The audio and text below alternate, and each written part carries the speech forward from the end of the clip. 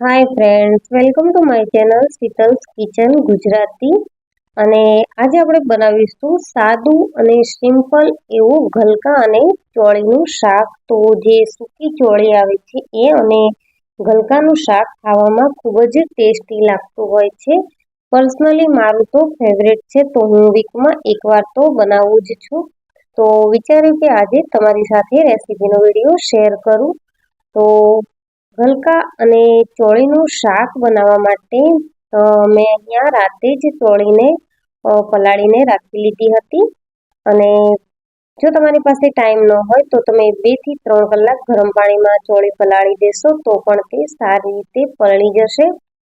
અને ગલકા અને ચોળીનું શાક જે આપણે રેગ્યુલર રૂટીનમાં બનાવતા હોઈએ છીએ, તો મેં વિચાર્યું કે આજે તમારી સાથે વિડીયો શેર કરું. તો શરૂ કરીશું.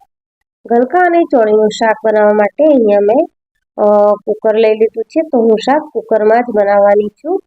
અને વઘાર કરવા માટે મેં 2 ચમચી જેટલું સરસ્યું લઈ લીધું છે. અડધી ચમચી રાઈ, અડધી ચમચી જીરું, અડધી નાની ચમચી હિંગ અને 10 થી 12 મીઠા લીમડાના પાન ઉમેરી લીધા છે.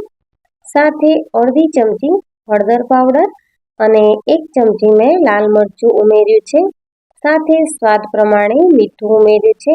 આ શાક હું અહીંયા લસણ ડુંગળી વગર બનાવી રહી છું. તો હવે મેં જે રાતે ચોળી પલાળીને રાખી હતી તે ઉમેરી દીધી છે. સાથે જ ગલકાને આ રીતે શાકની સાઈઝમાં કટ કરી અને લઈ લીધા છે. જરૂર મુજબ પાણી ઉમેરીશું. સાથે મસાલામાં 1 ચમચી જેટલો ધાણા જીરું પાવડર ઉમેરવાનો છે. અને અડધી ચમચી જેટલો ગરમ મસાલો મેં ઉમેર્યો, પણ શૂટ કરવાનું રહી ગયું છે. તો હવે આપણે બધા જ મસાલાને શાકમાં મિક્સ કરી લઈશું.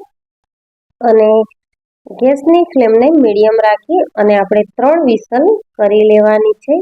તો 3 વિસલ થઈ ગઈ છે અને કુકર ઠરી ગયું છે. તો આપણે શાકને ચેક કરી લઈશું કે ચોળી છે જે તે ચડી છે કે નહીં. તો આ રીતે સરસ મેશ થાય છે.